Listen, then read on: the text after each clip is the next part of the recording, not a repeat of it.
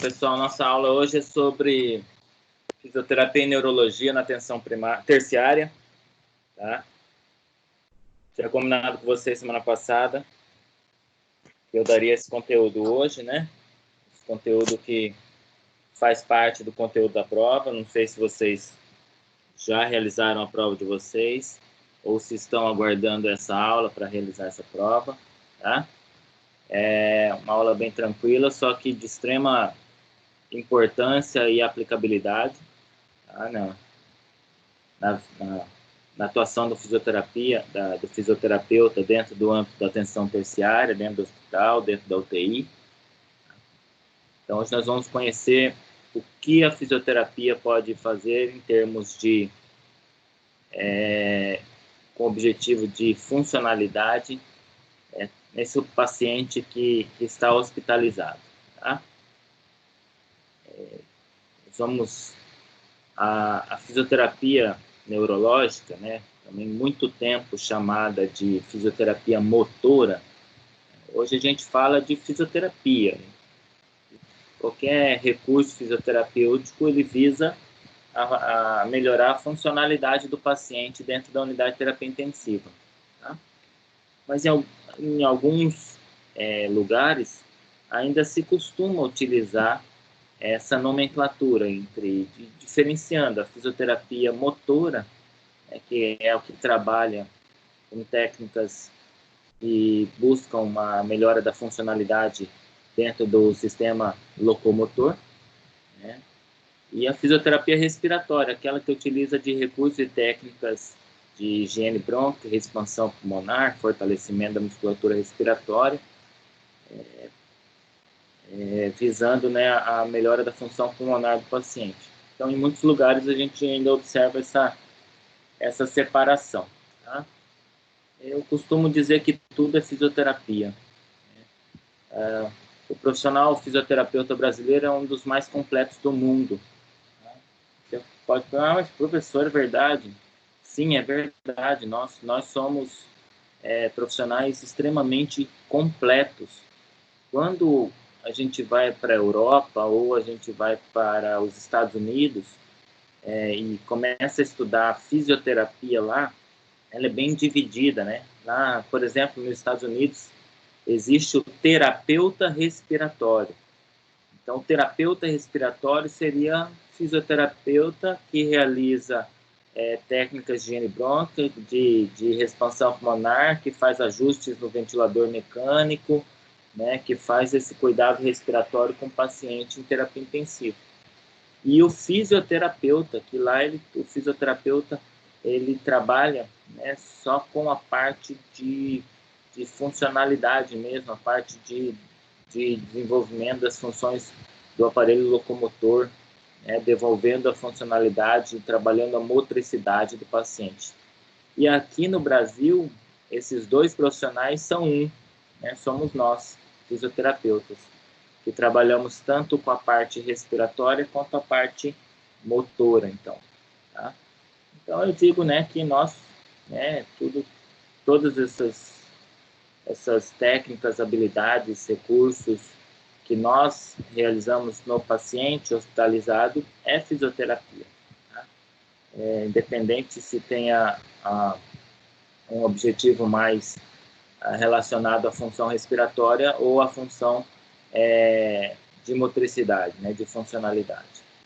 Porque hoje a gente realiza técnicas que visam a funcionalidade que trabalham a parte respiratória, né?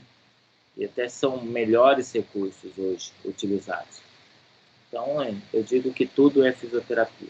Então, a gente está lá tanto para trabalhar a funcionalidade respiratória quanto a parte de locomoção, tá?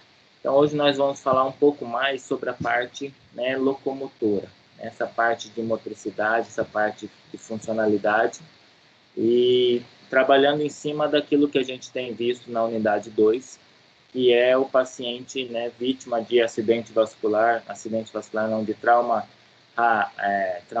craniano grave, né, traumatismo crânioencefálico, e que possivelmente pode ser acarretado de complicações, de de perda, né, de movimento, de fraqueza muscular, de déficits, e necessariamente ele precisará então da atuação da fisioterapia para retomar essas funções, tá? Então, o objetivo da nossa aula seria esse, né? Entender como a fisioterapia em neurologia pode ser aplicada. Tá? Uma aula muito interessante, apesar da baixa complexidade, né, que eu tenho que trabalhar com vocês. Esse assunto ele é muito extenso, também impossível a gente esgotá-lo em uma aula só. Quem se interessar mais sobre esse assunto, eu sugiro pesquisar, né, nas bases de dados como mobilização precoce. Hoje é o termo mais utilizado, é um termo atual, é um termo falado e discutido no mundo inteiro e que tem a ver com a fisioterapia. Tá? Então, hoje, técnicas de mobilização precoce são fundamentais. Ainda nesse contexto, nesse assunto, é um assunto que virá à tona daqui a uns dias, com relação ao que a gente vive hoje. Esses pacientes que hoje estão na UTI, né, com Covid, eles passarão por esse processo de reabilitação, né, funcional. Tá? Então, tudo que a gente comentar hoje aqui, com certeza é aplicado a esses pacientes, o que mostra a nossa importância nesse contexto de pandemia, né? Visto que esses pacientes com Covid eles vão permanecer longos períodos em ventilação mecânica, consequentemente eles estarão sedados, muitos deles com bloqueio neuromuscular, ou seja, uma inatividade muscular, utilizando medicações que impedem a contração muscular, e como consequência disso, eles têm, né, como sequelas fraqueza muscular importante, e vão precisar então de reabilitação funcional, vão precisar de fisioterapia. Tá? Então, a fisioterapia vai ser essencial para esses pacientes, seja no ponto de vista de reabilitação funcional respiratória, quanto a motora. Tá? Então, nós vamos ainda ouvir falar muito sobre a fisioterapia. Isso me deixa bastante contente, bastante feliz, porque a fisioterapia vai ter um legado, né, depois disso que a gente está vivendo hoje. Espero que esse legado seja valorização profissional, espero que esse legado seja valorização da importância, né, da fisioterapia, o que a gente tem visto hoje. Nunca se falou tanto de fisioterapia em terapia intensiva quanto a gente tem falado hoje, né, ouvido falar hoje na mídia. Tá? Mas, né, me chama atenção também porque sempre estivemos lá, né? Então,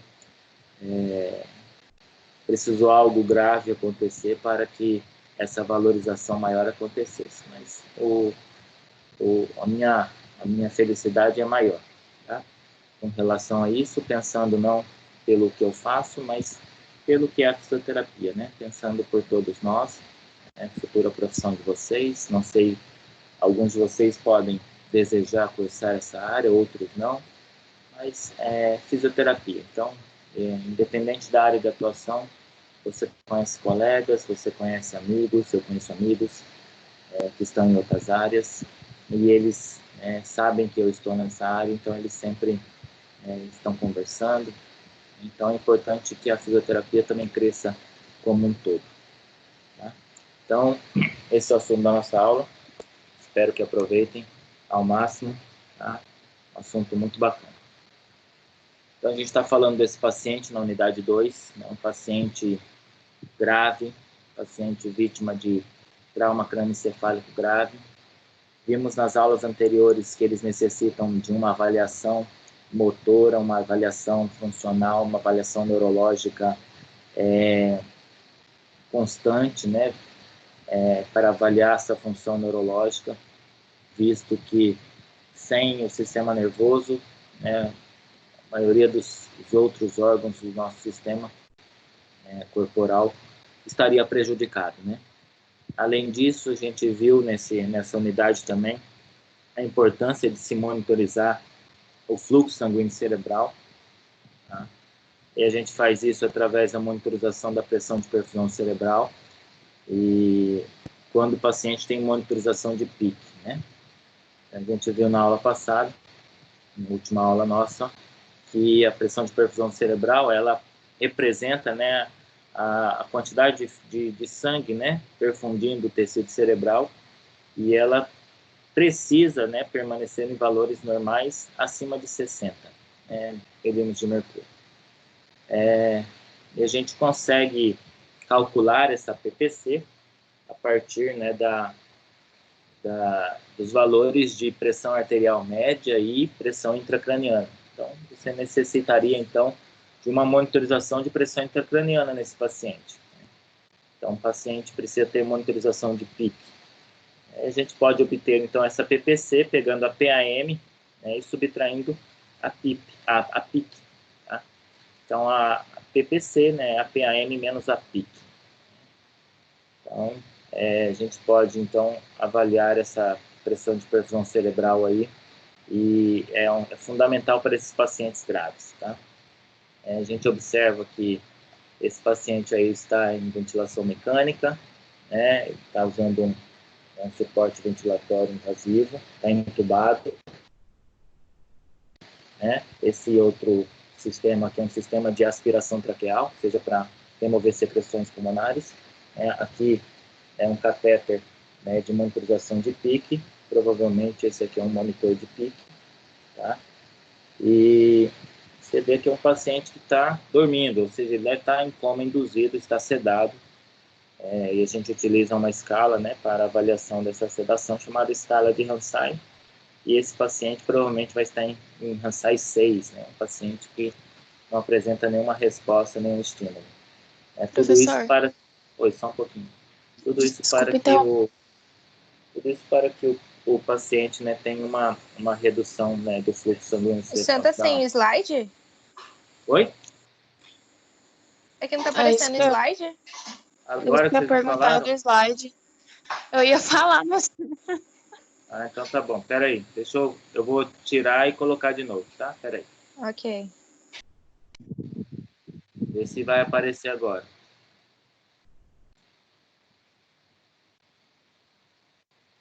Apareceu? sim. Sim, apareceu. Desceu. Então tá bom. Vocês não perderam nenhum slide, só isso, tá? Então eu tava falando para vocês, né? Esse paciente... Só falei desse slide. Tava falando tudo que eu falei nesse slide aqui da capa, tá bom? Não perderam nada, não. Eu estava falando desse paciente, né, que a gente tem comentado na unidade 2, um paciente com trauma crânioencefálico grave, tá?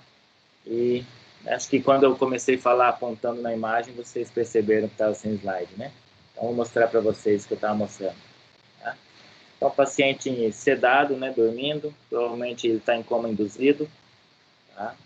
Ou seja, está usando sedativos, provavelmente de acordo com a escala de Hansai, esse paciente deve estar com um Hansai de 6, ele é colocado nesse nível de sedação, né, em que ele está sem resposta a nenhum estímulo, para que o metabolismo cerebral dele seja mais baixo e ele tenha um consumo menor de oxigênio, tá, nessa fase mais grave. Tá?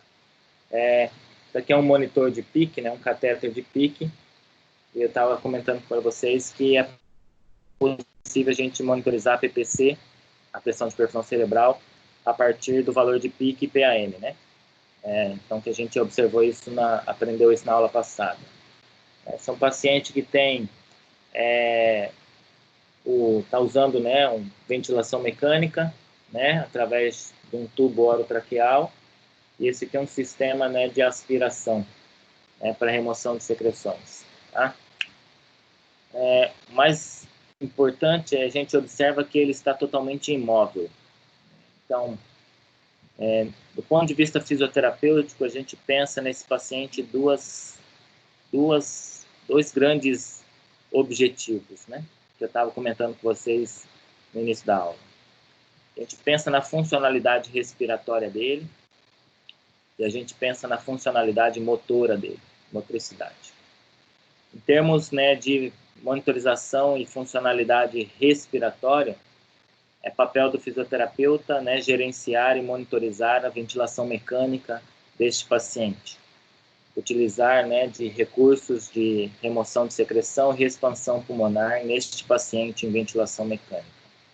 E a gente vai fazer isso a partir, né, de uma avaliação cardiorrespiratória e neurológica desse paciente. Então, isso é papel e isso cabe, né, dentro da atuação do fisioterapeuta. Só que o objetivo hoje é a gente observar esse paciente do ponto de vista motor, ponto de vista da funcionalidade motora. É um paciente imóvel, tá? E sendo imóvel, ele sofre todos os efeitos deletérios do imobilismo, tá? Efeitos deletérios, né? Efeitos prejudiciais, imobilismo, né? É o estado, né, de ficar imóvel, né, imobilizado. E a gente chama isso, né, de síndrome do imobilismo, ou seja, o paciente vai ter uma série de alterações nos seus sistemas fisiológicos que vão ser promovidos por esse imobilismo. Então, cabe também à fisioterapia pensar neste paciente não só do ponto de vista respiratório, mas do ponto de vista motor. Eu estava comentando com vocês, né? Nos Estados Unidos tem 2 profissionais que fazem isso. O terapeuta respiratório cuida da função respiratória, e o fisioterapeuta cuida da parte física, né? Ou seja, da parte da motricidade. Aqui no Brasil, né, somos 2 em 1. Por isso que eu falo que nós somos completos, né? Nós somos bem formados aqui no Brasil. Então, a pergunta que a gente tem que fazer para nós é o que esses 2, né, aí nessa imagem estão discutindo, né? Está em inglês, né? Eu vou traduzir para vocês. Tá? É a pergunta que todo fisioterapeuta tem que se fazer ao observar um paciente acamado, seja ele em ventilação mecânica ou não, seja ele sequelado, uma doença com sequela neurológica, sequela motora, um paciente que apresenta alguma imobilidade no leito, seja ela de qualquer circunstância, seja ela promovida por uso de sedativo, seja ela promovida por uma patologia, tá? Que leve ao coma e ao alteração de nível de consciência, né? A gente tem observado isso nas aulas anteriores. Então, ele está perguntando, né? Ele tem estado, né? Ou seja, ele está na UTI, né? Por pelo menos 10 dias e largamente, né? Imóvel, ou seja, apresentando imobilidade, né? Aí a mulher pergunta, né? Há alguma coisa que nós podemos fazer para prevenir a fraqueza muscular relacionada à UTI? Ou seja, essa fraqueza muscular, né, relacionada ao paciente que está internado na UTI? Então, essa pergunta que a gente tem que fazer. Há alguma coisa que nós podemos fazer? A resposta para essa pergunta é sim. Há muita coisa que podemos fazer, desde algo mais simples, tá? Porém, os mais simples podem gerar poucas repercussões benéficas ao paciente e algo mais, né, complexo, mais denso, que pode gerar melhores, né, benefícios ao paciente. E a gente vai comentar um pouquinho sobre isso hoje. Então, nossa aula tem como esse objetivo, avaliar a repercussão, a finalidade, né, os objetivos, né, os recursos que a fisioterapia e neurologia pode promover para esses pacientes. Então, estudos têm demonstrado, né, diminuição significante da qualidade de vida e sobrevida pós-alta, né? Esses pacientes que, após a internação hospitalar, né, os sobreviventes, né, que a gente chama, sobreviventes de TCE graves, sobreviventes de doenças graves, sobreviventes da Covid, sobreviventes da H1N1, ou seja, pacientes que sobreviveram a traumas ou patologias após estarem longo tempo internados em UTI, eles apresentam grande redução da qualidade de vida. E essa qualidade de vida está relacionada, a redução da qualidade de vida está relacionada a, principalmente, fraqueza muscular. Eles entram no hospital, internam no hospital, né, por trauma, mas antes do trauma eram totalmente ativos, e quando saem do hospital, eles saem, né, com alguma deficiência, né, algum déficit motor. Tá? E um desses déficits é a fraqueza muscular. Apresentam, consequentemente, né, redução da atividade física, ou seja, eles têm uma redução da qualidade de vida porque eles têm uma intolerância à atividade física, eles são pacientes fracos, cansam mais, têm uma debilidade respiratória e músculo-esquelética que dificultam a realização de atividades físicas. Tem um prejuízo, então, do status funcional, isso pode ser avaliado por escalas de funcionalidade, e apresenta disfunções que são mantidas por meses após a alta da UTI. Então, essa pergunta que nós respondemos sim no slide anterior, ela também está relacionada, né, a esse pós-alta, né, da UTI. Né? O que nós podemos fazer, né, para esse paciente para que ele tenha melhor qualidade de vida pós-alta da UTI, pós-alta hospitalar. Tá? Então, quando a gente pensa nesse paciente, a gente não pensa nele só naquele momento. A gente tem que pensar nele como um ser humano, né? Que tem sua vida, tem suas atividades laborais, tem as suas atividades familiares, são pai de família, são mãe de família, são jovens buscando ainda uma vida, né, para se viver. Então, a gente tem que pensar, então, muito nessa funcionalidade do paciente. Tá? Então, o fisioterapeuta ele se torna um profissional imprescindível, indispensável, e é isso que a gente tem observado hoje, os comentários na mídia. Mas sempre fomos assim. E que bom que estamos realmente sendo valorizados nesse sentido. Tá bom? Então, isso que nós vamos falar de fisioterapia relacionada, né, à atuação nesses pacientes hospitalizados graves, visando, então, a melhora da qualidade de vida deles pós alta da UTI, através, né, da redução, né, do impacto funcional que essa internação promove. Tá? O termo mais utilizado e descrito para isso hoje chama-se mobilização precoce.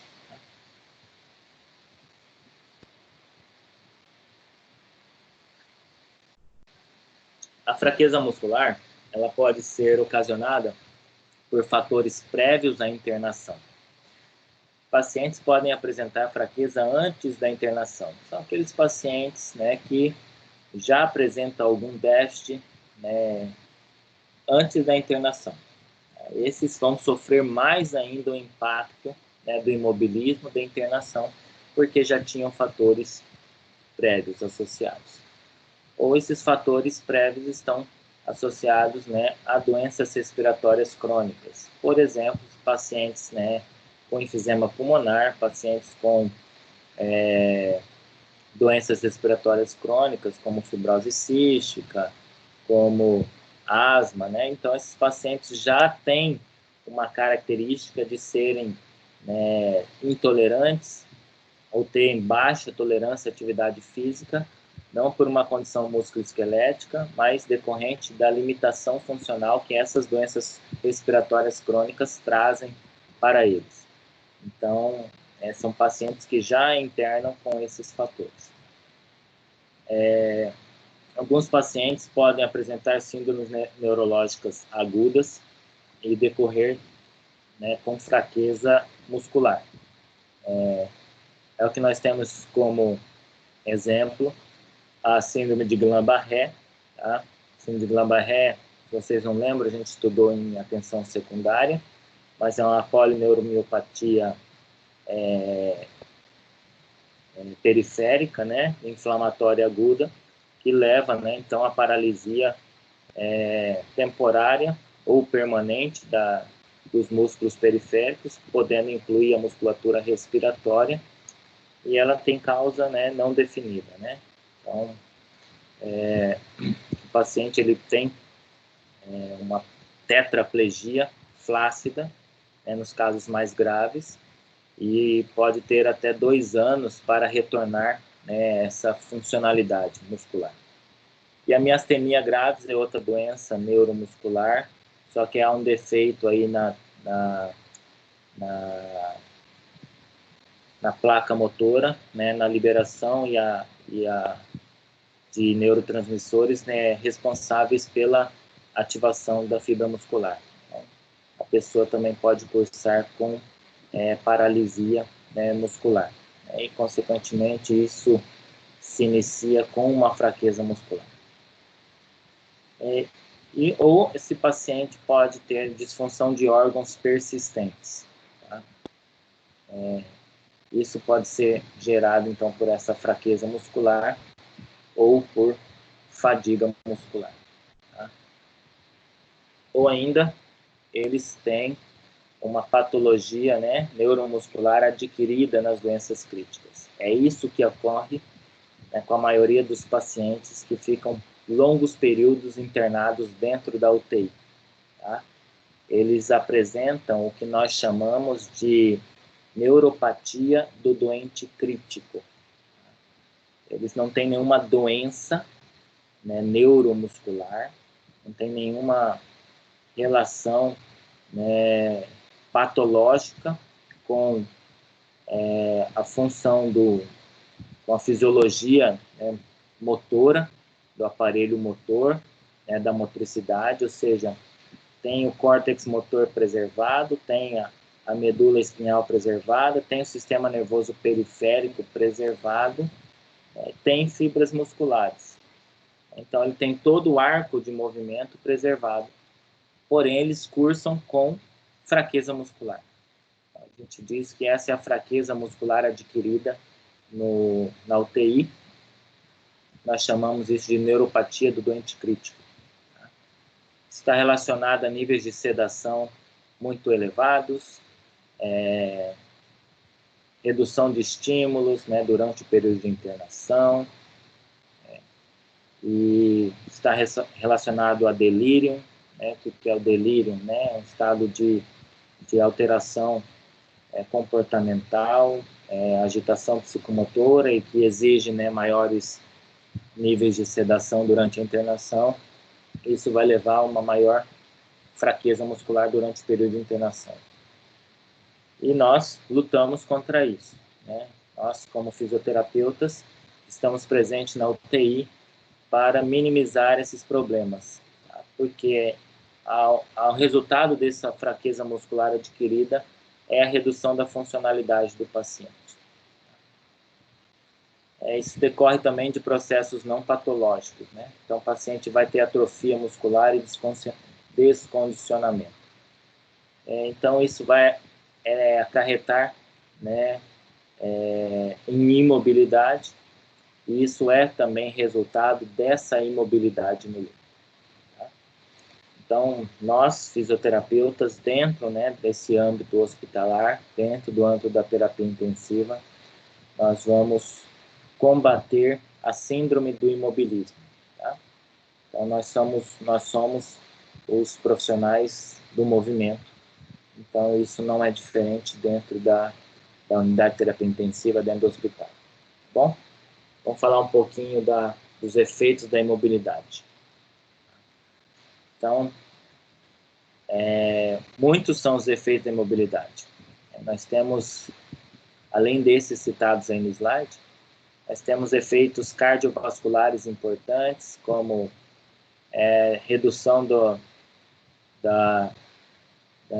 de todo um processo fisiológico de regulação da pressão arterial.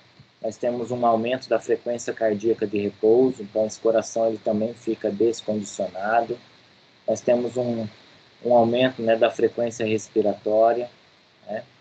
Nós temos uma atrofia muscular importante e associado a essa atrofia muscular importante, nós temos alterações na morfofisiologia das fibras musculares.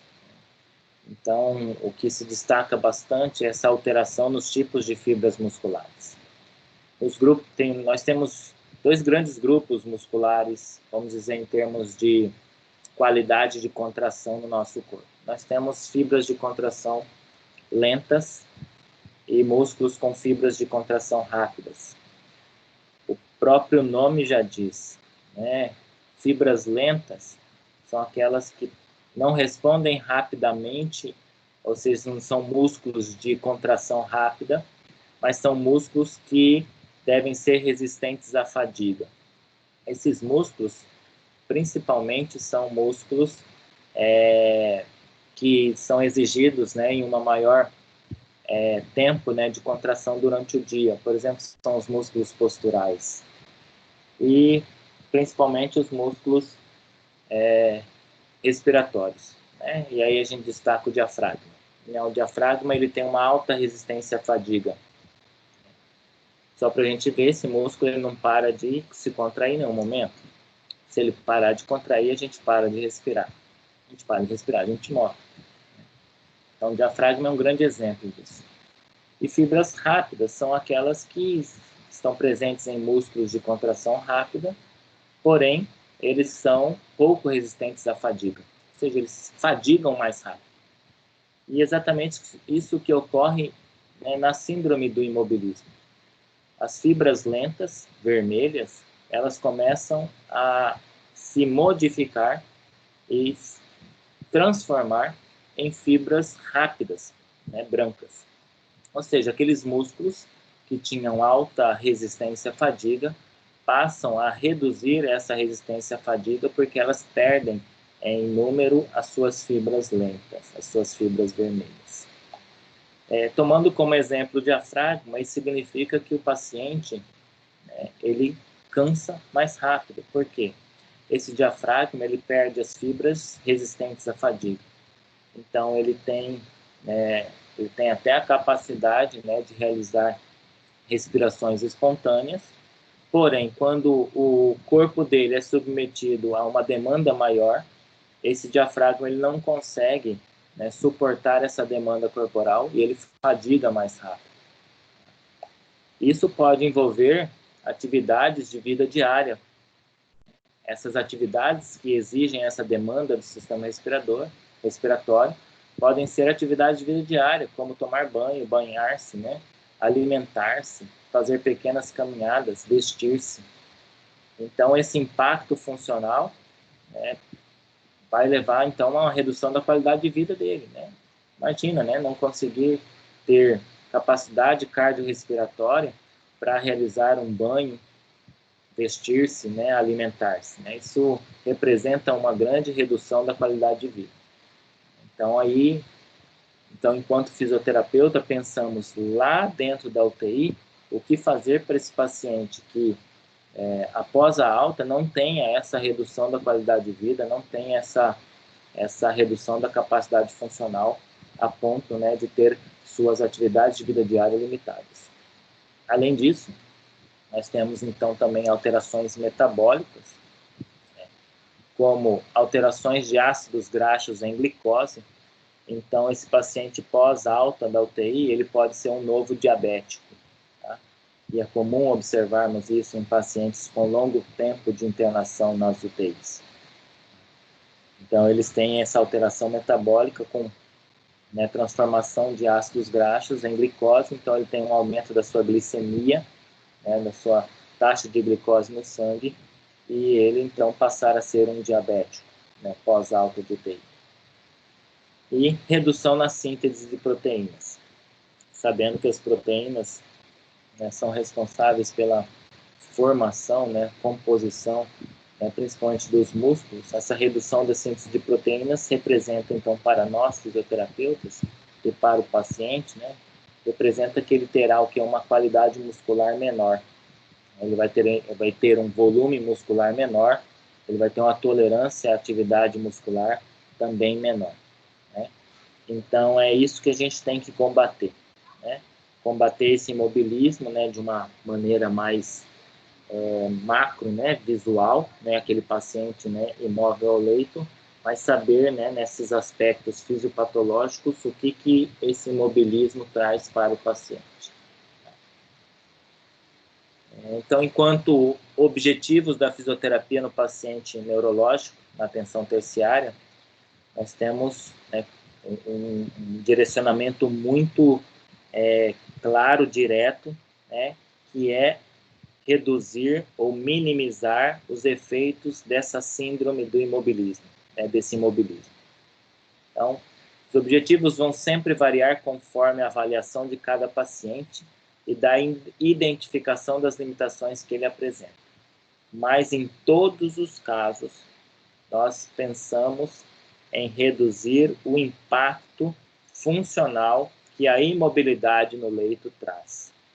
E essa imobilidade no leito está relacionada não só à patologia do paciente, está relacionada a níveis de sedação, está relacionada, né, à equipe, né, as barreiras que a equipe tem que superar para se realizar essa mobilização desse paciente.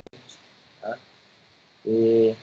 Mas a gente tem aí, então, esses objetivos com relação a esse paciente, né, que precisa, né, ser mobilizado. Prevenir o aparecimento de complicações respiratórias. O paciente, quanto mais imóvel ele fica, menor é a sua capacidade vital, menor é o seu volume minuto, consequentemente, isso se torna, né, um fator predisponente para o desenvolvimento de acúmulo de secreções pulmonares e, consequentemente de infecções pulmonares, pneumonia. Tá? Existe um grupo, né, de pneumonias nosocomiais, né? Nosocomial significa hospitalar. Então, existe um grupo de pneumonias hospitalares que estão relacionadas ao paciente em ventilação mecânica. Nós chamamos de pneumonia associada à ventilação mecânica. E essa pneumonia, ela tende a se instalar após 72 horas do paciente em ventilação mecânica. Significa que um paciente que fica 3 dias em ventilação mecânica, ele já é um paciente candidato a ter pneumonia associada à ventilação mecânica. A mobilização precoce, ela pode reduzir os níveis de pneumonia associada à ventilação mecânica. Como? A mobilização precoce acelera o processo, né, de desmame do paciente, ou seja, o processo de retirada desse paciente da ventilação mecânica. Ou seja, quanto mais rápido ele sair da ventilação mecânica, menos chances ele tem de contrair uma pneumonia associada a essa ventilação mecânica. Então, a mobilização, como eu disse lá no início da aula, né, não é só a parte locomotora, né, a parte de motricidade. Ela também visa a parte, né, da funcionalidade respiratória. Outro objetivo, prevenir o aparecimento das complicações cutâneas, complicações de pele. Um paciente que fica permanentemente numa mesma posição, né, em cima de uma cama, de um leito de hospital, ele vai ter o quê? Compressão, né, das proeminências ósseas sobre a pele que está em contato ali com esse leito, com esta cama. E isso causa, né, nesse local de compressão, isquemia da pele, primeiramente. Em sequência à isquemia dessa pele, ocorre uma lesão dessa pele, ou seja, uma abertura dessa pele. E essa abertura da pele, ela passa a ser chamada de úlcera, né, decorrente dessa pressão, uma úlcera por pressão, também chamada de escara. Tá? E o grande risco é que essas úlceras, essas feridas por pressão, elas possam infeccionar, tá? Ou seja, elas se tornam uma porta de entrada para micro-organismos, principalmente bactérias, e, consequentemente, isso vai gerar infecção no paciente. Gerando infecção, vai gerar a ele, né, a necessidade de tomar antibióticos para controle dessa infecção e, consequentemente, vai levar ele a um aumento do tempo de internação hospitalar, visto que muitos desses antibióticos são endovenosos, ou seja, eles precisam ser administrados na veia. Tá? Isso de uma maneira, né, mais simples, né? Porém, essas úlceras podem infectar e elas podem disseminar essa infecção pelo corpo todo, que nós chamamos de sepse, tá? Uma infecção sistêmica. E a sepse aumenta a mortalidade desse paciente. Então, os pacientes podem morrer por uma infecção de úlcera. Então, o melhor seria não deixar que essas úlceras surgissem, aparecessem. Então, o posicionamento corporal, principalmente, vai ter uma grande contribuição, né, nessa prevenção. Tá? Nós vamos comentar daqui a pouco. Promover a adequação do tônus muscular. É um músculo que não se move, né? Não tem como se adequar ao seu tônus, então ele vai perder tônus mais rapidamente. Então, quando realizamos mobilização, né, muscular, mobilização, né, dos segmentos articulares, a gente vai conseguir uma adequação desse tônus muscular. Promover independência funcional por meio da independência para realizar atividades como escovar os dentes e alimentar-se. Tá? Esse seria um objetivo, né, a longo prazo, né, pensando no pós-UTI. Né, em muitos hospitais nós temos a ajuda, né, de outro profissional com relação a essas atividades de vida diária, que é o terapeuta ocupacional, né, que vai trabalhar também conjuntamente com o fisioterapeuta, né, nesse processo de independência funcional, estabelecendo aí adaptações, estabelecendo aí um programa de reabilitação muscular para que esse paciente possa realizar suas atividades com mais autonomia e com independência, né, total. Promover independência para a realização da troca de decúbito e posturas. Quando esse paciente apresenta pelo menos força, né, para mudar, né, de posição, o índice, né, de complicações cutâneas reduz, porque ele mesmo pode alterar a sua posição e, em caso de compressão sobre proeminências ósseas, ele mesmo pode estar, então, revezando, né, posições, reduzindo, então, essas compressões. Tá? Mais importante também, se ele conseguir, né, não só mudar decúbito, que é uma que eu chamo, né, de postura horizontal, mas também conseguir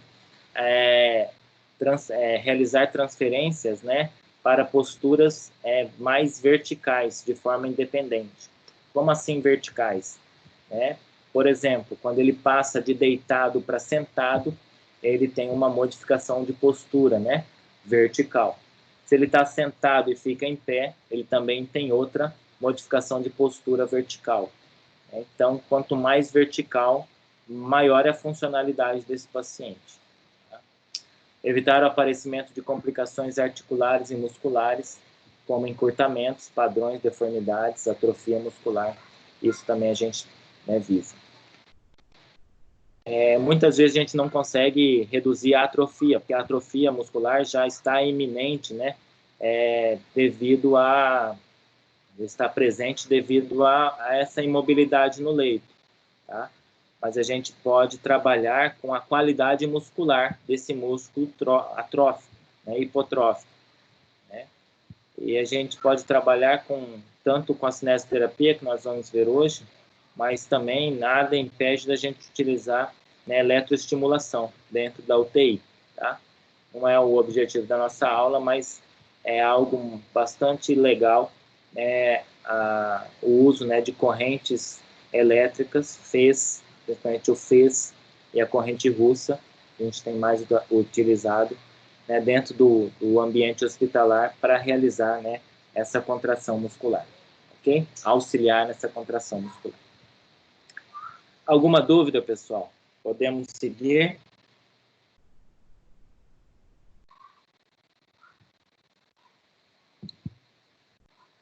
Vocês estão aí? Então tá bom. Então agora, a partir de agora, nós vamos falar de recursos, tá? Vamos falar de técnicas que a gente pode utilizar para o paciente hospitalizado, tá?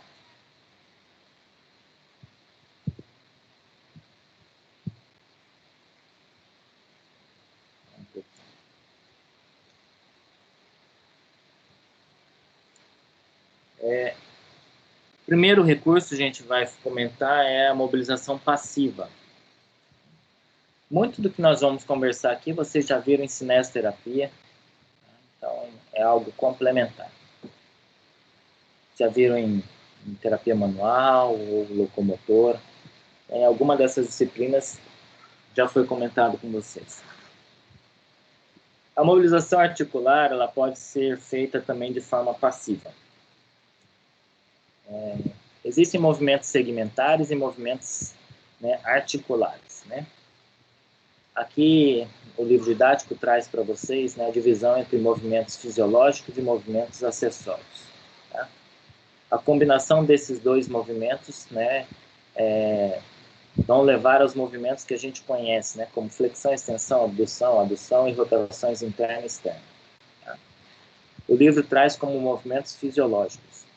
O que a gente tem que lembrar é que, acho que em locomotor vocês aprendem noções de biomecânica, em terapia manual também, que esses movimentos, às vezes, eles ocorrem, né, de uma maneira mais visual, essa flexão, extensão, abdução, adução, mas entre as superfícies articulares, outros movimentos também estão ocorrendo, que nós chamamos desses movimentos acessórios. Né? Movimento de separação, movimento de deslizamento, movimento de rolamento, movimento de inclinação. Por exemplo, quando a gente faz uma flexão de joelho, a gente observa, né, o segmento da perna se aproximando à região posterior do segmento da coxa. Ou seja, né, reduzindo, então, esse arco de movimento, em termos de amplitude de movimento. Quando a gente faz a extensão, essa extensão vai até 0 grau, ou seja, né, a parte, né, a superfície posterior da coxa, ela se afasta da superfície, né, posterior da perna. Tá? Esse é um movimento que a gente conhece como flexão de joelho. Então, quando a gente olha lá para a articulação, não é tão simples assim, né, uma flexão de joelho. Quando ocorre a flexão de joelho, a superfície articular da tíbia desliza, rola sobre a superfície articular do fêmur, a patela desliza sobre a tróclea femoral. Né? Ou seja, né, esses movimentos, vamos dizer, esses micromovimentos, que o livro traz como movimentos acessórios, também são movimentos. E lembrar que esses movimentos acessórios, então, são essenciais para que os movimentos fisiológicos ocorram da maneira adequada. Por que eu digo isso? Às vezes eu tenho um paciente que ele não pode movimentar a perna, o membro inferior inteiro. Aí, o que eu vou fazer com esse paciente? Ele vai ficar com a perna, o membro inferior, né, imobilizado. Às vezes tem uma fratura, né, de fêmur. Então, não vou poder movimentar né, a perna dele, né, porque ele está ali com um fixador recém-colocado. Então, ele vai ter que ficar ali por alguns dias com esse membro inferior imobilizado. Mas eu posso pensar nesses movimentos acessórios. Tá? Eu posso, então, fazer uma mobilização de patela. Ou seja, pegar a patela e deslizá-la, tanto longitudinalmente como transversalmente, para que esta patela quando o paciente for exigido da flexão de joelho, essa patela não tenha restrição, não tenha rigidez ao movimento. Então, eu estou pensando lá na frente, não estou pensando, né, naquele momento de imobilismo, né? Então, a gente pensa, né, enquanto fisioterapeuta, a gente tem essa visão a longo prazo, né? Então, a mobilização passiva, ela pode ocorrer tanto nesses macromovimentos que a gente conhece, né, esses movimentos fisiológicos, como foi trazido, quanto esses movimentos acessórios, são esses movimentos, né, que são realizados entre as superfícies articulares e são tão importantes quanto os movimentos grandes, né, que a gente conhece. Tá? E isso pode ser feito de forma passiva, né? Ou seja, quando o paciente não realiza, ou seja, o terapeuta, o fisioterapeuta, realiza esse movimento para o paciente.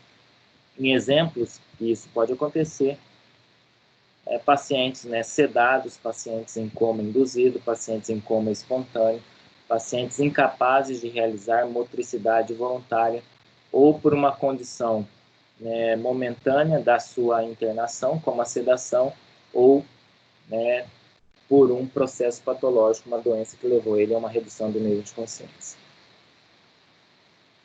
Os objetivos da mobilização passiva. Algo que a gente tem que lembrar. Mobilização passiva, né, vocês já viram lá em cinésio, não aumenta a força muscular. Então, o paciente não realiza nenhum movimento ativo. Então, não há alterações metabólicas capazes de causar aumento da força muscular ou hipertrofia dessa musculatura.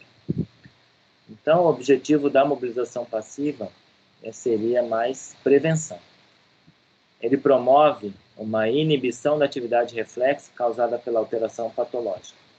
Então, ela impede que padrões, né, reflexos possam ocorrer, levando, então, a hipertonia, aumento do tônus muscular e, né, possivelmente, a padrões e deformidades futuras. Mas o principal objetivo, né, da mobilização passiva é prevenir o aparecimento de encurtamentos musculares e articulares e deformidades. Né? Resumindo, mobilização passiva mantém ADM, amplitude de movimento. Então, a mobilização passiva, ela tem a finalidade de manutenção da amplitude de movimento. Não serve para aumentar força muscular, tá? Então, em um paciente que necessite de mobilização passiva, não coloque como objetivo, né, o aumento da força muscular, que essa mobilização passiva não vai aumentar a força muscular desse paciente. Devem ser realizados em velocidade controlada e relativamente lenta. Então, ao mobilizar passivamente o paciente, você não vai fazer ela de forma rápida. Por quê?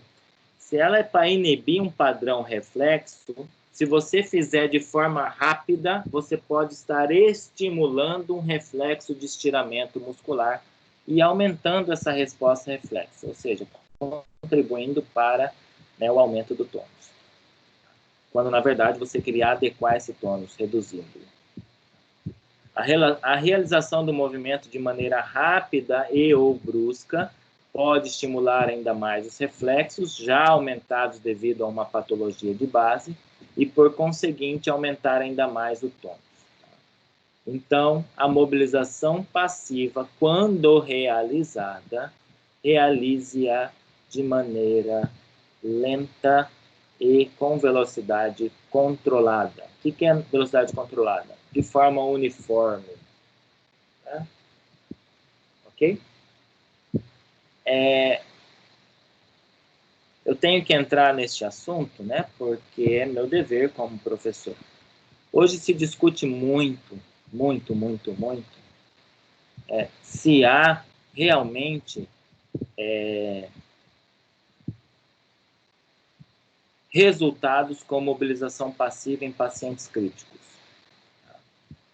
Hoje, os estudos que nós temos evidenciam que não. Essa resposta é não. Ou seja, mobilizar passivamente o paciente não altera desfechos clínicos do paciente. Como assim, professor? Desfecho clínico. Não altera a sua mortalidade, ou seja, não diminui a sua mortalidade, e não altera, né, o impacto funcional. Tá? Ou seja, né, enquanto este paciente só precisa, né, ou só consegue realizar exercícios passivos, esse paciente, né, essa mobilização passiva não vai impactar positivamente na sua funcionalidade. Tá? Então, professor, não faz, né, o que a gente faz, então? A gente posiciona o paciente de maneira funcional, ou seja, evitando posturas, né, nesse paciente que sejam posturas que levem a retrações e encurtamentos musculares. Uma dessas posturas é evitar o pé equino. O que é o pé equino? É quando o pé ele cai em flexão plantar. Né? Então, isso pode gerar encurtamento de tríceps sural, então levar a uma complicação aí motora ao paciente. Então, a gente coloca, né, ou órteses, ou, né, utiliza de coxins, né, ou almofadas, travesseiros, rolos, que permitam, né, essa posição do membro ficar numa posição funcional. Tá? Mas o mais importante, esse paciente que só faz mobilização passiva, a gente tem que observar o porquê que ele só faz passivo. Ah, é por conta da sedação. Então, a gente pode, então, juntamente com a equipe clínica, médico, enfermeiro, programar diariamente reduções, né, dos níveis de sedação, claro, para pacientes bem selecionados e que possam ter condições, né, dessa redução de sedação, para que ele possa realizar movimentos e exercícios ativos. E esse sim tem, né, impacto funcional importante na sua funcionalidade pós-alta na UTI. Tá? Então, hoje, né, se discute muito. Se é só passivo, não tem impacto funcional. Agora, se é ativo, sim. Um programa de mobilização precoce, ele envolve principalmente, né, a mobilização ativa do paciente. Tá? Quase nada passivo. Né? Passivo mais posicionamento. A mobilização passiva, né, deve ser iniciada nas articulações mais proximais para as mais distais. Né? Isso aí é um dado, né, do livro de vocês. Não existe um tempo específico que se deve realizar a mobilização articular. Outra coisa, né? Ao se realizar a mobilização passiva, né, movimento quantas vezes? Professor, né, existem, né, existe até memes para isso, tá, gente? Quando vocês vão buscar na mídia social, tem muitos profissionais que fazem até meme para isso, né? Existe a tal série, né, 3 de 10. Né? Quantas vezes eu movimento o paciente passivamente? Ah, faz 3 de 10. Né? Ou seja, virou uma regra. Mas de onde saiu isso? Saiu da cabeça de alguém. Né? Porque isso aí não tem evidência nenhuma. Tá? A mobilização passiva não há né,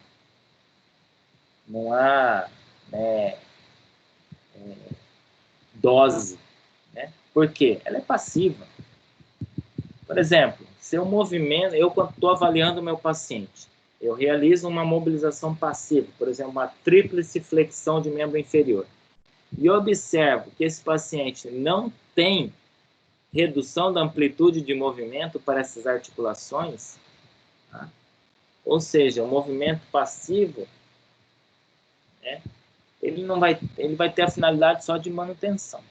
Então, qual que é o meu foco para esse paciente? Um posicionamento funcional. Tá? Ah, mas professor, você está deixando de atender ele? De forma alguma. Tá? Existem outros pacientes que você precisa atender, que exigem maior complexidade de atendimento, e aí você vai, então, dedicar mais tempo para esses pacientes, e isso é equidade. Tá? Mas para esse paciente, eu posso focar numa melhor posição para esse paciente, eu posso focar, né, na avaliação dessa questão do que está causando a ele, né, o imobilismo, e se é a função respiratória, então focar nessa função respiratória, para que o mais rápido possível ele deixe essa condição de imobilismo, né, e possa então passar a realizar atividades mais ativas no leito. Tá? Então, de forma alguma é deixar de atender, tá bom? Acho que o bom fisioterapeuta, ele também tem que conhecer o momento de que não tem que ser feito. Tá? Porque é muito mais fácil você chegar num paciente e fazer tudo o que tem que ser feito. Tá? Mas o bom fisioterapeuta, ele sabe o que tem que ser feito, que hora, que momento e quando não deve ser feito também. Tá? Porque muitas vezes algo que é realizado, ele é realizado numa contraindicação. E aí, né, pode acarretar mais prejuízos do que benefícios ao paciente. O alongamento muscular. O alongamento muscular é diferente de imobilização passiva.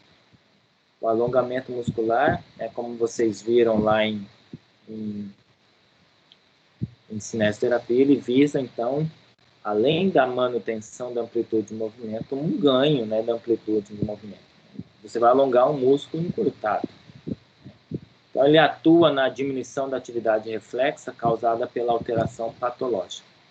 Geralmente, esses encurtamentos musculares são causados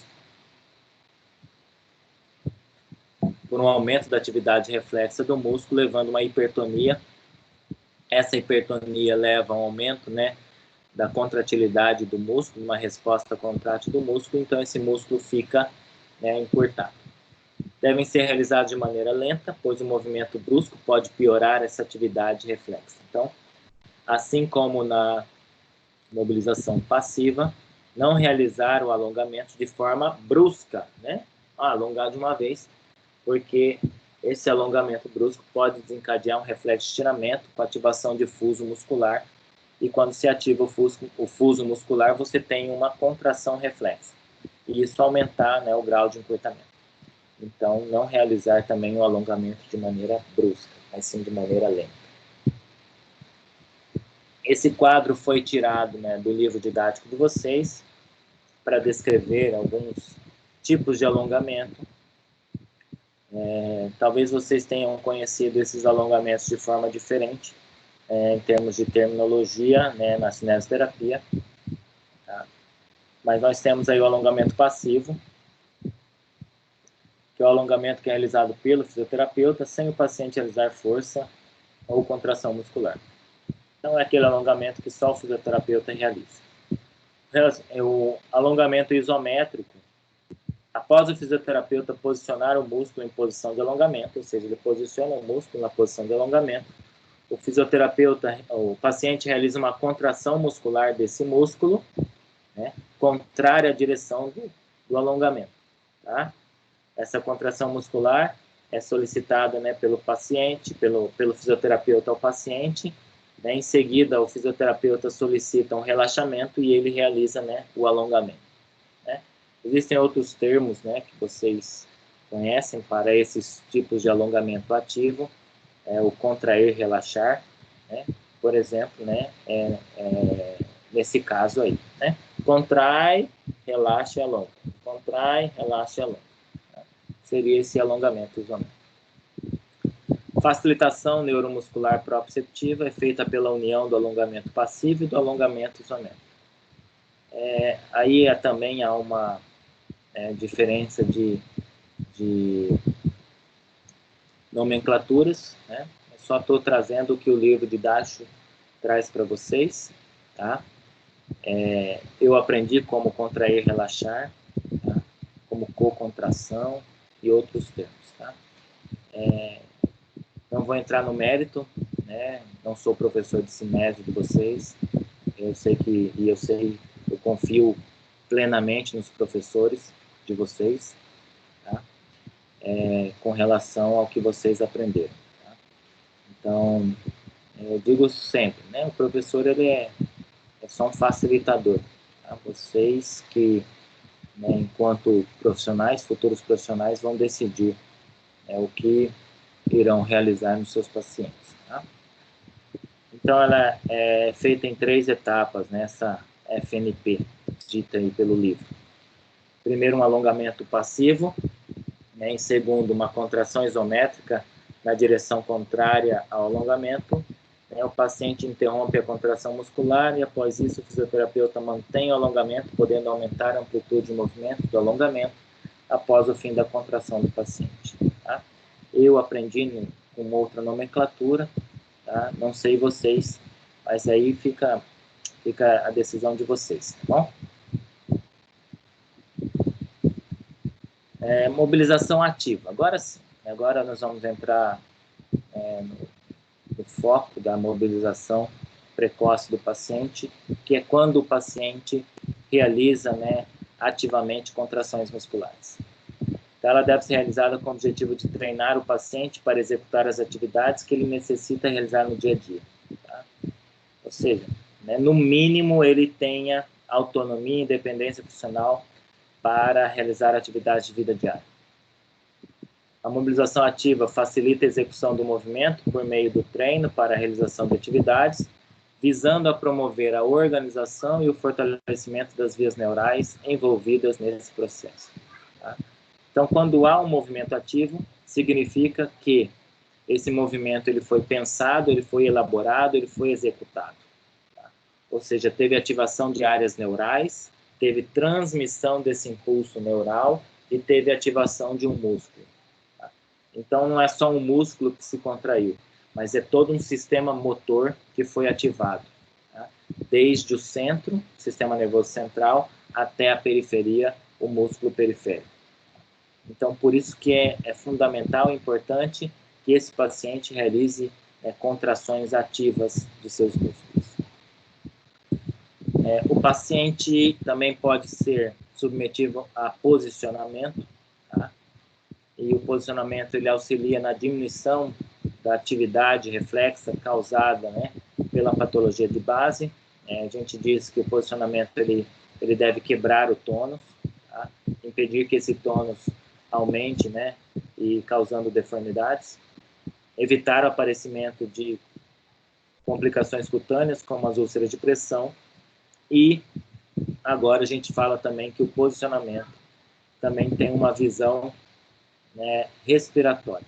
Né? Lá em cardiopulmonar, vocês aprenderam com a professora Cristina que, conforme a posição corporal, existem diferentes níveis de ventilação, né, pulmonar. Né? Então, as posições mais superiores, né, as regiões mais superiores do pulmão, ou seja, aquelas que estão menos submetidas à gravidade, ou seja, estão mais altas. Por exemplo, numa posição ortostática, isso equivale aos ápices, possuem, né, uma pressão alveolar maior, ou seja, são alvéolos mais abertos, né? Eles possuem uma pressão pleural mais negativa, ou seja, né, então eu tenho uma redução da pressão pleural mais importante, esse alvéolo então está mais aberto que nas posições, né, mais basais do pulmão, nessa posição ortostática, porque essas porções mais inferiores do pulmão, né, sofrem mais da ação da gravidade, então eles têm uma pressão pleural menos negativa, então eles são alvéolos mais, vamos dizer, fechados. E a gente pode utilizar esse conceito para melhorar, então, a ventilação pulmonar do meu paciente, né, através de posicionamento corporal. Então, enquanto fisioterapeuta, e utilizando o posicionamento, a gente deve, né, não pensar somente na prevenção de complicações cutâneas, mas na implicação desse posicionamento sobre a ventilação pulmonar. Por exemplo, né, se vocês tiverem um paciente, né, com uma atelectasia no pulmão direito, tá? Então, essa atelectasia representa uma redução, né, da ventilação pulmonar, um colapso pulmonar nesse pulmão direito. Então, ao posicioná-lo no decúbito lateral esquerdo, este pulmão direito ele fica para cima. Então, ele adota uma posição mais superior em relação ao pulmão esquerdo. Consequentemente, ele, né, vai reagir com essa proposta, né, de regionalidade, né, de ventilação, né, do pulmão. Ou seja, esse pulmão que está para cima, no caso direito, ele vai ter uma pressão pleural mais negativa, ou seja, ele vai ter um alvéolo um pouco mais aberto, então, ou seja, ele vai sofrer mais ação dessa pressão negativa, então ele pode, né, ter, então, essa atelectasia revertida por este posicionamento. Tá?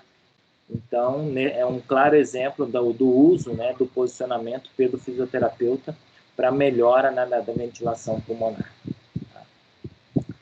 A gente tem observado, né, se vocês... alguns devem ter visto, né, aqueles que pesquisam, que nesses pacientes com Covid-19, um dos recursos utilizados, né, para esses pacientes em casos graves é a ventilação em posição prona, ou seja, esse paciente que geralmente está em decúbito dorsal, recebendo a ventilação mecânica, né, nós o posicionamos em decúbito prono ou decúbito ventral. Colocamos ele de barriga para baixo. Tá? Por quê? Exatamente pensando nisso. O posicionamento do pulmão, da sua região posterior para cima, ou seja, é a região onde eu tenho maior área de transversal, né, pulmonar, ou seja, maior número de alvéolos na região posterior do pulmão. Então, eu coloco eles para cima, ou seja, eu coloco eles numa posição não dependente da gravidade. Então, são alvéolos que sofrerão maior ação da pressão pleural, né? E vão estar mais abertos, melhorando, então, a ventilação nessa região. Né? Então, outro claro exemplo do uso do posicionamento para melhora, né, dessa ventilação regional. Tá?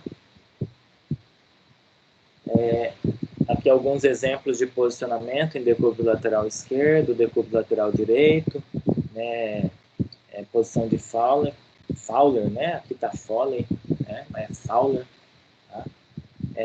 Que é o sentado com a cabeceira elevada e os membros pendentes, abaixo da linha do tronco.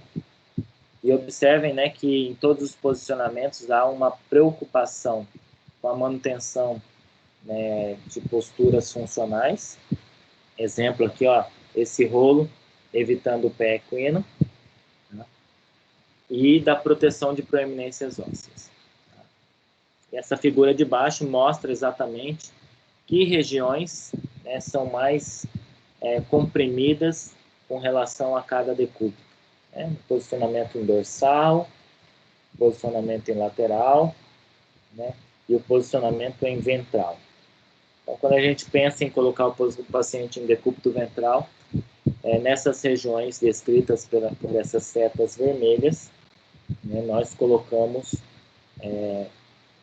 proteção, travesseiros, rolos, né, amortecendo essa compressão, evitando, né, a abertura de feridas por excesso de pressão nessas áreas.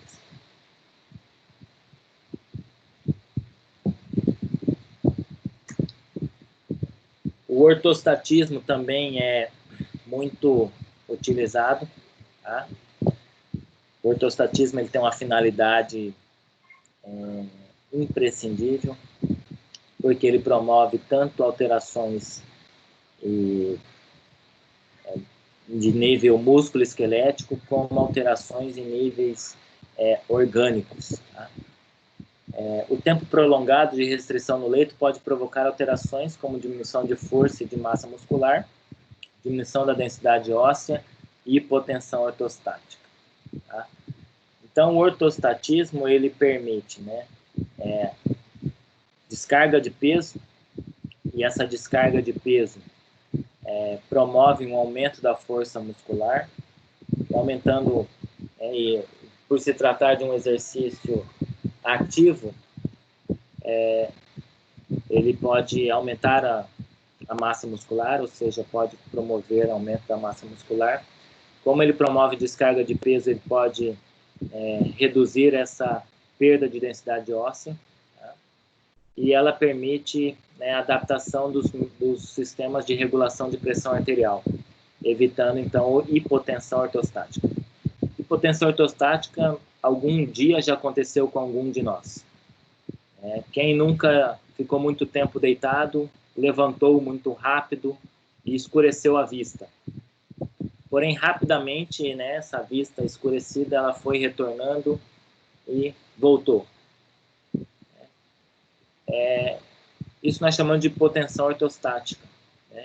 E por que ela retorna rapidamente à normalidade? Porque há um sistema de regulação rápido da pressão arterial. E esse sistema é um sistema nervoso, chamado sistema nervoso simpático. Então, essa adaptação à regulação da pressão arterial, ela é promovida pelo ortostatismo. Então, o ortostatismo promove essa readaptação do paciente à posição vertical. Isso ajuda, auxilia nessa regulação da frequência cardíaca e da pressão arterial. Melhora a ventilação pulmonar. Por que melhora a ventilação pulmonar? Numa posição ortostática, você tem o diafragma se contraindo a favor da gravidade, ou seja, quando ele se contrai, ele desce, ele tem um deslocamento caudal. Então, isso, na posição ortostática, esse deslocamento é a favor da gravidade.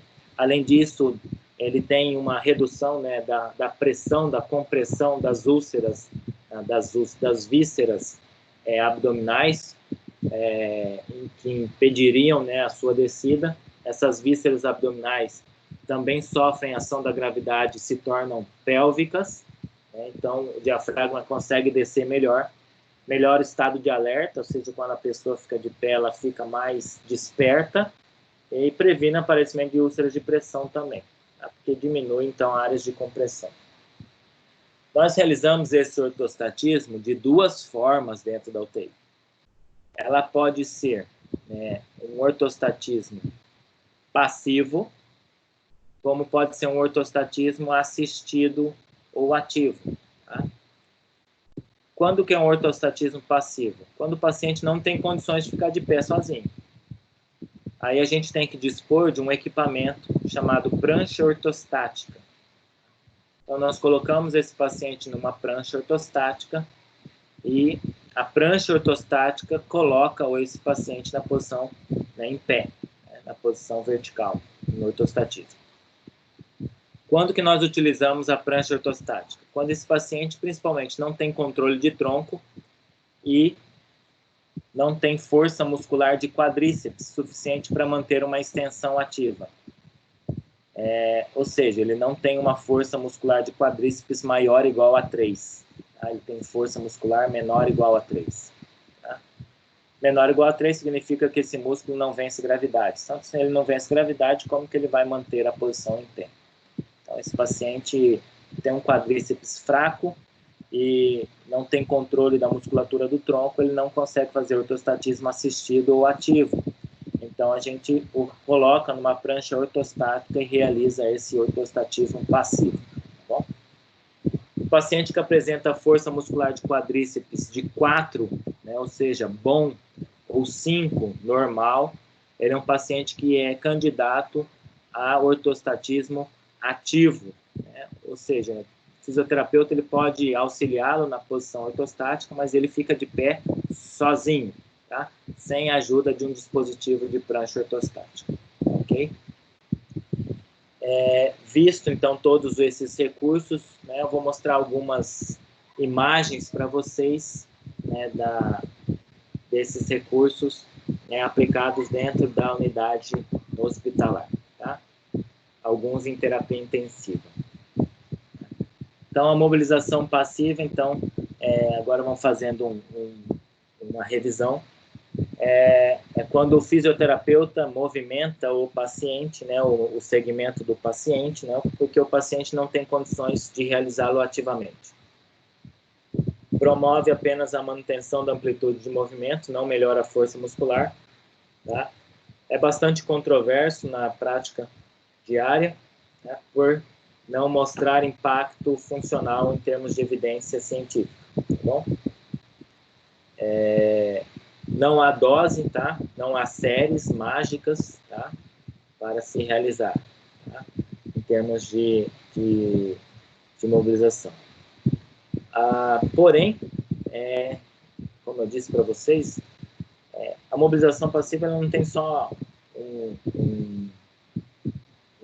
uma visão motora. A mobilização passiva também pode promover, né, alterações respiratórias. Então, se a mobilização passiva alterar, né, frequência respiratória e volume minuto do paciente, às vezes, né, essa mobilização passiva gerar alguma alteração cardiorrespiratória no meu paciente, tá? Essa alteração respiratória pode alterar fluxos e volumes respiratórios e pode mobilizar a secreção. Então, a mobilização passiva pode ser um recurso para a mobilização de secreções pulmonares. Tá? Isso em alguns casos. Tá? Na maioria dos casos, isso a gente obtém na mobilização ativa. O que é importante é a gente saber que essa mobilização passiva não tem ganho de força muscular. Na outra imagem, nós temos um paciente sendo alongado por um fisioterapeuta. Então, ele está numa posição de extensão de joelho com dorsiflexão de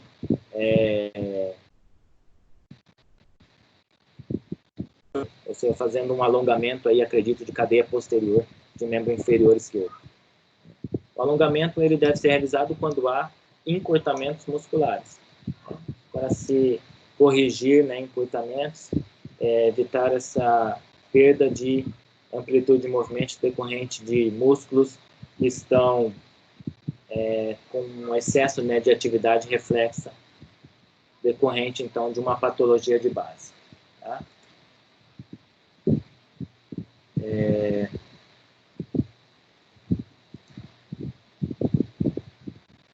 Pessoal, vocês estão aí?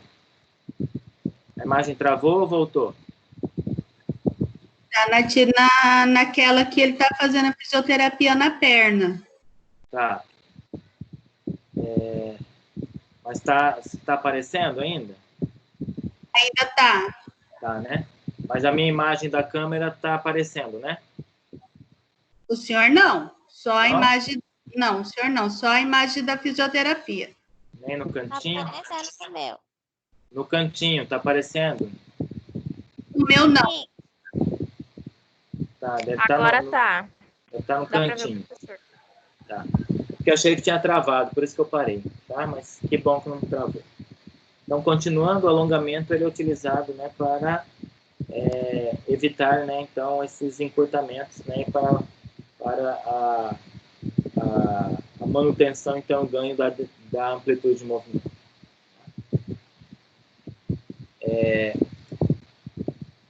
As mudanças de decúbitos, né, visam, primeiramente, né, com um enfoque, né, a redução, né, de áreas de compressão, o alívio, né, de compressão sobre proeminências ósseas, evitando as úlceras por pressão e o fisioterapeuta tem que pensar nas mudanças de decúbito, né, visando, né, a modificação regional da ventilação pulmonar. Sempre, né, o fisioterapeuta deve estar adequando o posicionamento à condição pulmonar. E isso é muito bacana quando a equipe entende isso. Né? Por exemplo, lá na unidade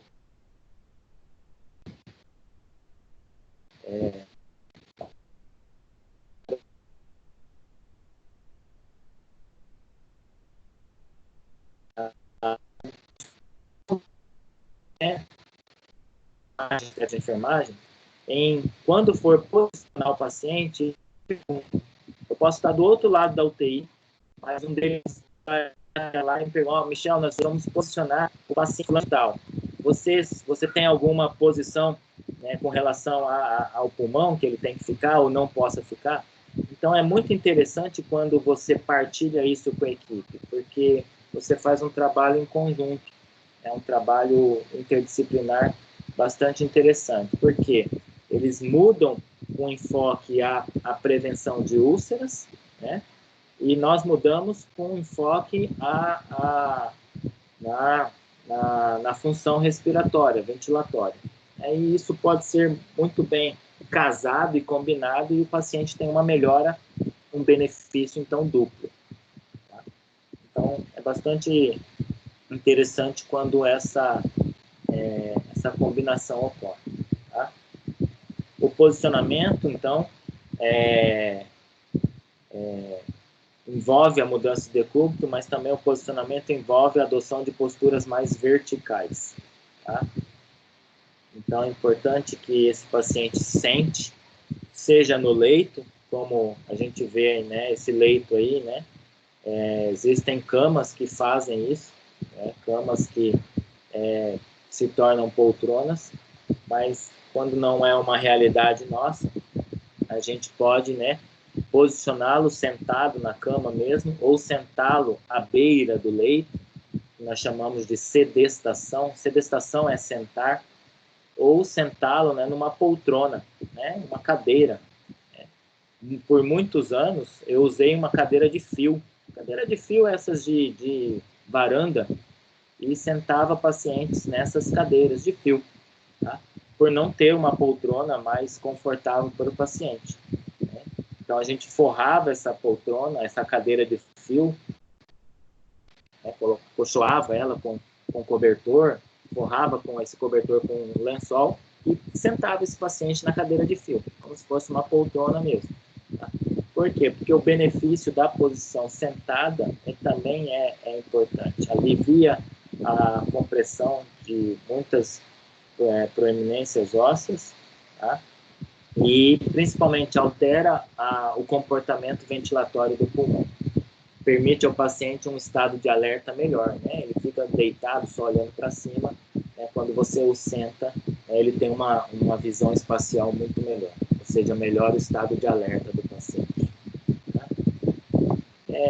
Esse aqui é um vídeo bastante interessante, em que esse fisioterapeuta, né, um vídeo que circula o mundo inteiro, o fisioterapeuta avaliando a força muscular. Então, é papel do fisioterapeuta dentro da unidade de terapia intensiva avaliar a força muscular. Tá? Então, ele vai, né, avaliar a força do quadríceps, tá? Então, está solicitando o paciente fazer a extensão, ó. Ou seja, ela tem contração, mas não vence a gravidade, né? Ela tem só um esboço de contração. Né? O membro, né, só mexe, né? Né? Para vocês observarem, né? A paciente está lúcida, porém tem um grau, né, grande de fraqueza muscular. Um profissional mais habilitado, profissional que está relacionado à reabilitação deste paciente é o profissional fisioterapeuta. Aí duas técnicas que utilizamos muito no hospital, porque não precisa de nenhum recurso, só precisa, né,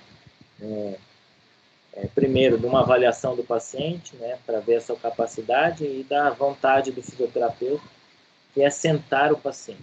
Sentar no leito, ou sentar à beira do leito. Tá? Então, quando você senta à beira do leito, você abre um leque de tipos de exercícios que você pode fazer com o paciente.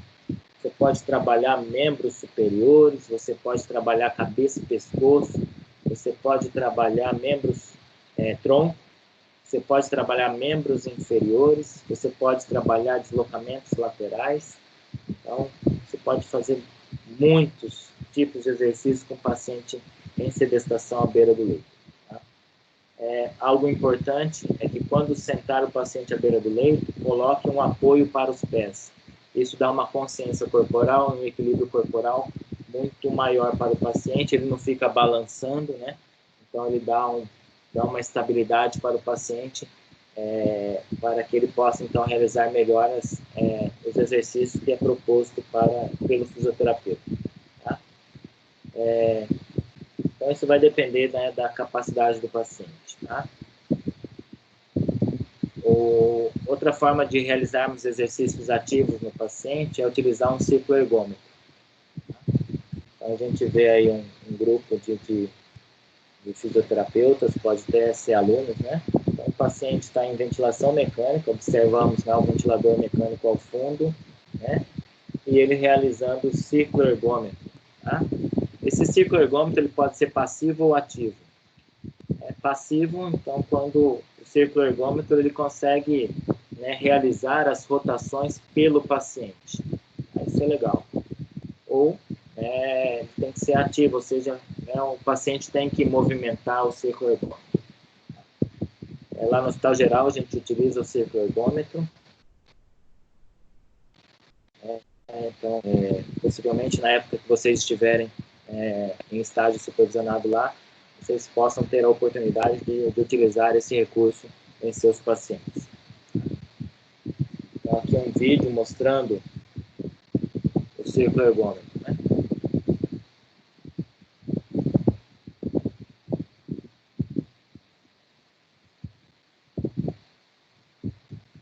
Então, o paciente realizando a cicloergometria. Então, não há limitações para o paciente sentar. Né? Então, ele está sentado numa poltrona aí, pacientes em ventilação mecânica. Né? Pacientes em ventilação mecânica, ou seja, até entubados, estão sentados fora do leito. Ou seja, isso faz parte, né, da mobilização do paciente. Tá? Então, não deixá-lo somente sentado ou deitado no leito, submetido a essas condições de imobilismo. Né? Então, sente-o na poltrona, que é algo muito bom para eles. Paciente pós-operatório de cirurgia cardíaca, né, sentado, realizando, né, fisioterapia respiratória por meio da ventilação não invasiva. Então, é algo bastante interessante também, para associar recursos, né, a posição sentada na poltrona, mais o recurso terapêutico respiratório. Outro vídeo mostrando, né, eu quero que vocês chamem a atenção de vocês para o grau de atrofia muscular desse paciente. Porém, é um músculo funcional. Tá? Então, ele está numa prancha ortostática, né? Não está numa posição ortostática total, deve estar em torno aí de 60 graus de inclinação, né? Mas ele está fazendo exercícios resistidos com utilização de um bastão.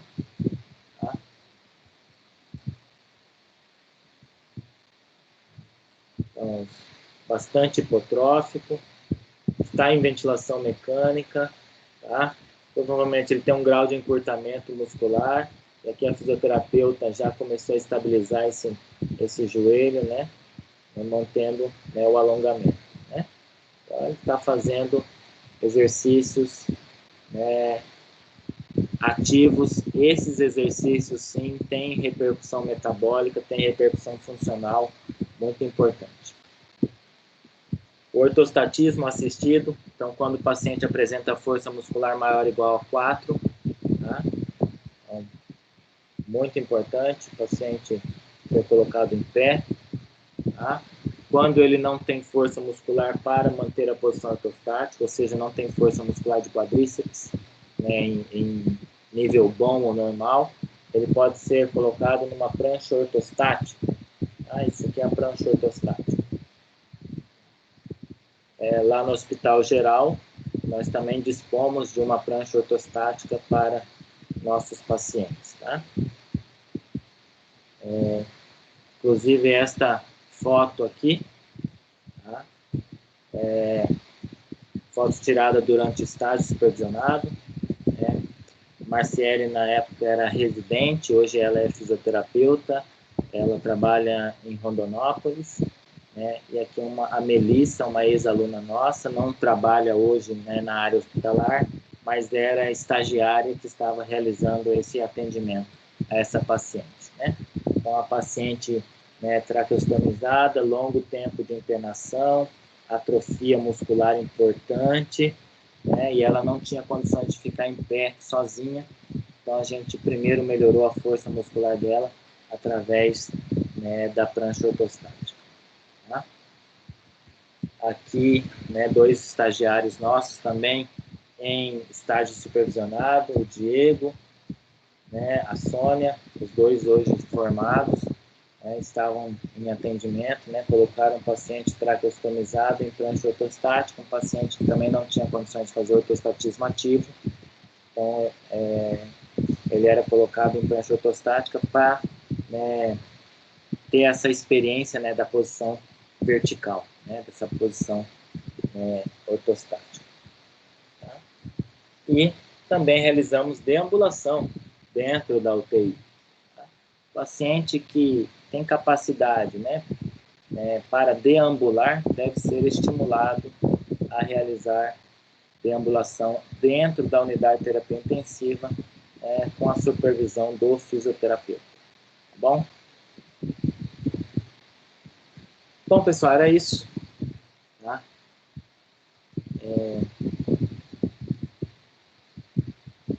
Fisioterapia e neurologia é muito mais que isso, tá, gente? Eu disse para vocês, é um assunto bastante extenso, complexo. Existem muitos trabalhos sobre mobilização precoce. Hoje não hoje, a bola da vez hoje é a COVID, né, mas em termos de funcionalidade, sempre vai ser agora a questão da mobilização precoce. Então, algo que a fisioterapia tem que valorizar, tá? Porque é onde a gente vai impactar funcionalmente, né, o paciente. Tá? Certo?